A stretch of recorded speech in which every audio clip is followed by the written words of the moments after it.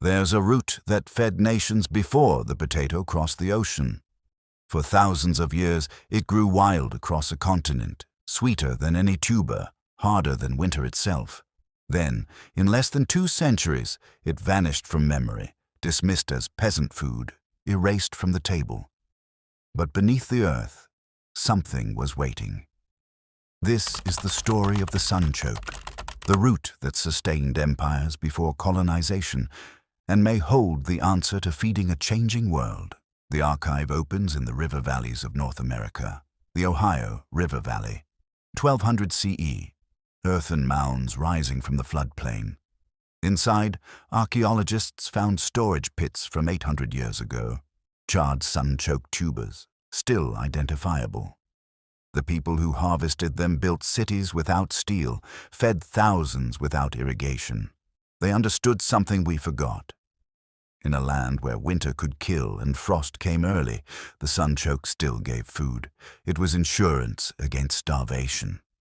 The plant's roots spread like a network underground, each node producing tubers that could survive months of freezing soil. Scientists later discovered these tubers could withstand temperatures down to -30 degrees Fahrenheit and still sprout in spring. And the harvest it produced was a marvel of natural engineering. Each tuber contained inulin, a complex carbohydrate that fed the body slowly, steadily, without the crash of simple starches. The Algonquin called it sunroot.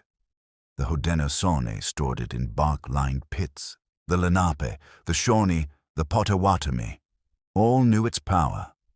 For thousands of years, families dug the tubers after the first frost when sweetness concentrated in the flesh, roasting them over coals until they caramelized like candy. When stored in cool earth, they lasted through the harshest winter. When French explorer Samuel de Champlain arrived in 1605, he wrote of it with fascination. He tasted a root the Mi'kmaq people called French artichoke of the earth, sweet, nutty, unlike anything in Europe. He watched families harvest baskets full, enough to trade across nations. The French called it topinambour, naming it after a Brazilian tribe that had nothing to do with the plant, a confusion that would follow it for centuries. By 1617, the sunchoke reached Europe. Gardens in Paris cultivated it. Street vendors roasted it. For a brief moment, it fed a continent. But then the story took a darker turn. The 1700s. Colonial expansion. As colonists pushed westward, the land changed hands. Farms replaced forests. Plows turned under what had grown wild. To European settlers, the sunchoke was strange, inferior, something only eaten in desperation. They brought potatoes from South America, wheat from England, systems of agriculture built on control and uniformity. The sunchoke, which grew freely without cultivation, spreading like wildflowers along riverbanks, had no place in that system. Fields were cleared, indigenous food systems dismantled, treaties broken, and with them, the knowledge of how to harvest, prepare, and celebrate the sunroot faded from view. By the 1800s, it survived only in forgotten corners, wild patches along abandoned homesteads, weedy tangles dismissed by farmers as Jerusalem artichoke, a name that made no sense. It wasn't from Jerusalem. It wasn't an artichoke. The name itself was likely a corruption of girasol, Italian for sunflower, the plant family it belonged to. Even its identity had been stolen. But the sunchoke does not disappear easily. Even as memory faded, the roots remained, silent, patient, waiting underground. The early 1900s, the world wars. Then came hunger on a scale no one expected. World War I ravaged Europe, crop failures, blockades, starvation. In France and Germany, people turned back to the root they had once dismissed. Sunchokes needed no fertilizer, no care, no irrigation. They grew in bombed-out fields where nothing else would. During the war, families dug them from roadsides, boiled them into soup, survived another winter. But survival came with a cost. The sunchoke became the food of poverty, of desperation, of war. When peace returned, people wanted to forget. They buried the memory along with the trauma. Cookbooks stopped mentioning it, markets stopped selling it.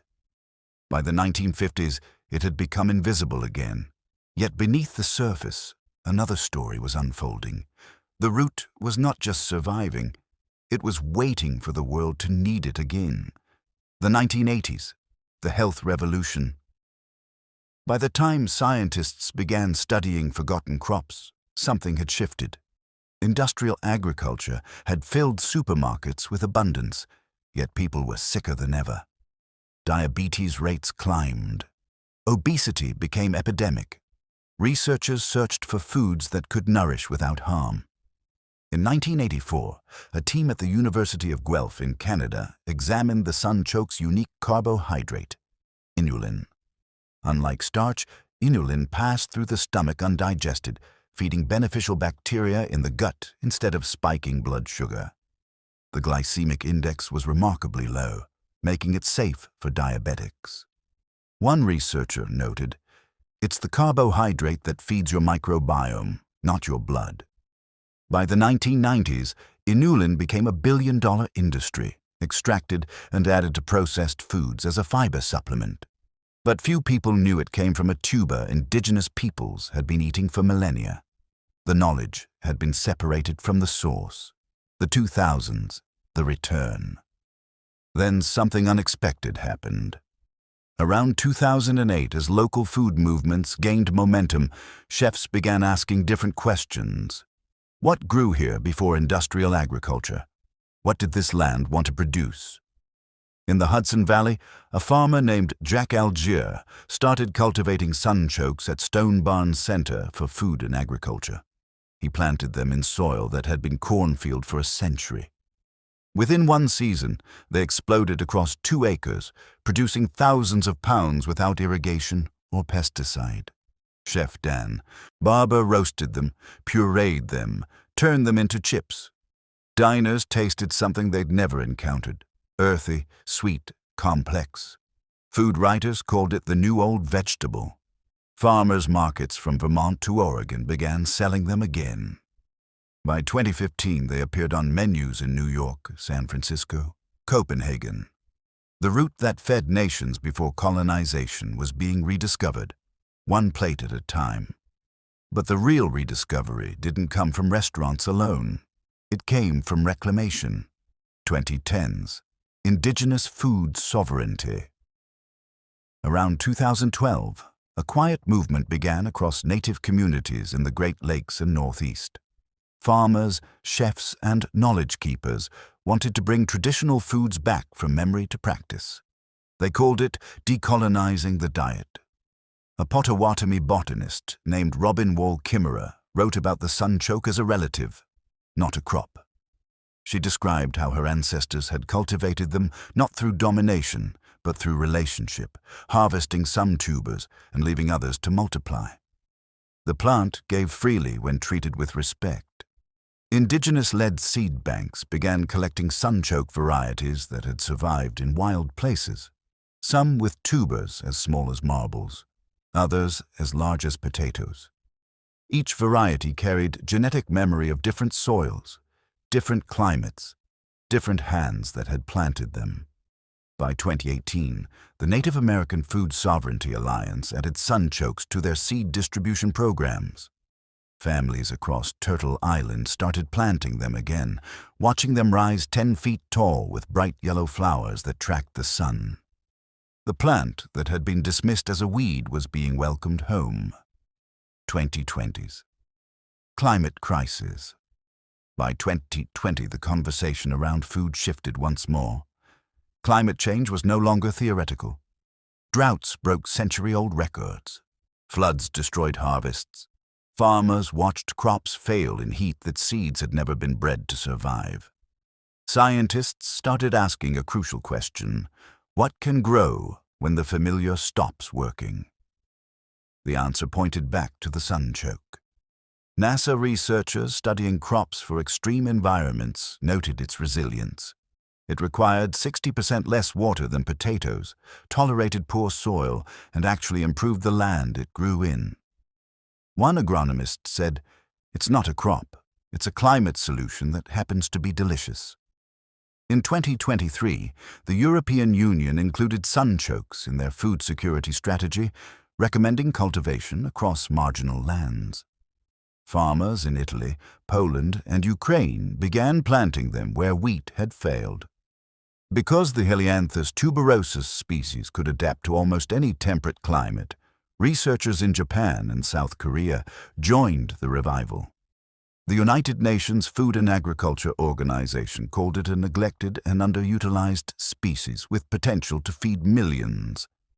The root that once sustained nations before colonization now offers a blueprint for food security after climate collapse. The present, the return to Earth. Every tuber, every harvest, every recipe rediscovered carries a reminder. The solutions to tomorrow's hunger are not always found in laboratories or genetic engineering. Sometimes they're already here, waiting in the soil beneath our feet, in the knowledge that was never truly lost, only silenced. The Sunchoke teaches us that survival is not about domination. It's about listening to what the land has always been trying to grow. It's about remembering that indigenous peoples cultivated abundance for thousands of years using wisdom, not force. It's about understanding that the foods dismissed as weeds might be exactly what we need to survive what's coming. This knowledge is not lost. It is waiting for us to remember.